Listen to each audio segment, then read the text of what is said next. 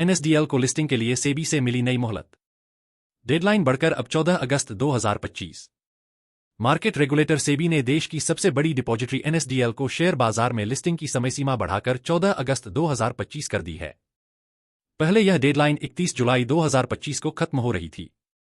NSDL ने सोमवार को शेयर बाजार को दी गई सूचना में बताया कि सेबी ने कुछ शर्तों के पालन के साथ यह एक्सटेंशन दिया है। ये शर्तें सेबी द्वारा 28 मार्च 2025 को जारी पत्र में बताई गई थीं।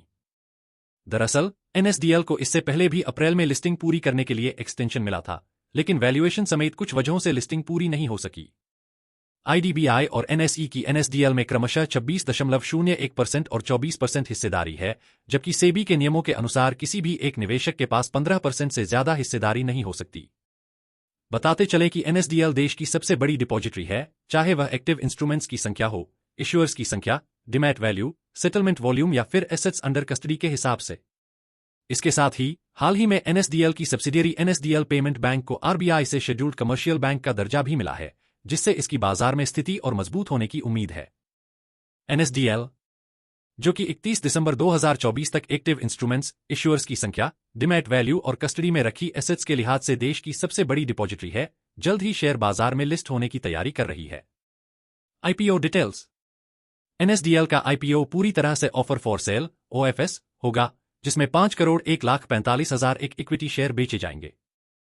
शेयर बेचने वालों में IDBI bank, NSE, union bank of India, SBI और यूटीआई के एडमिनिस्ट्रेटर शामिल हैं। Lead managers. आईपीओ के लिए ICICI securities, axis capital, HSBC securities, IDBI capital, Motilal Oswal और एसबीआई कैप्स को बुक रनिंग लीड मैनेजर्स नियुक्त किया गया है। हिस्सेदारी और सेबी नियम। एनएसडीएल में अभी आईडीबीआई के पास 26.01% और एनएसई के पास 24% हिस्सेदारी है, जबकि सेबी के नियमों के मुताबिक किसी भी एक संस्था के पास 15% से ज्यादा शेयर नहीं हो सकते। आईपीओ के जरिए इन दोनों को अपनी हिस्सेदारी घटाने का मौका मिलेगा। एनएसडीएल की पृष्ठभूमि। एनएसडीएल की शुरुआत 1996 में हुई थी और इसने सीधे डिमैटेरियलाइजेशन को लागू कर ट्रेड सेटलमेंट सिस्टम में बड़ा बदलाव लाया। 31 दिसंबर 2024 तक एनएसडीएल के पास 38.77 मिलियन डिमैट अकाउंट और 289 डिपॉजिटरी पार्टिसिपेंट्स हैं। एनएसडीएल के पास 64,535 रजिस्टर्ड इश्यूअर्स हैं और 53,169 अनलिस्टेड कंपनियां रजिस्टर्ड हैं, जो इसके प्रतिद्वंदी सीडीएसएल से कहीं ज्यादा है। एनएसडीएल का प्रतिनिवेशक खाता रेवेन्यू भी 116 रुपये 60 पैसे है, जो सीडीएसएल से बेहतर है। बाजार में दूसरा बड़ा नाम।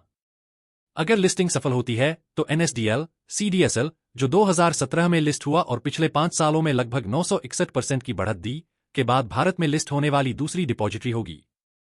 Professionally managed company. एनएसडीएल का कोई पहचान योग्य प्रमोटर नहीं है और इसे एमडी सीईओ विजय चंदोक, पूर्व आईसीआईसीआई ग्रुप के वेटरन, लीड कर रहे हैं।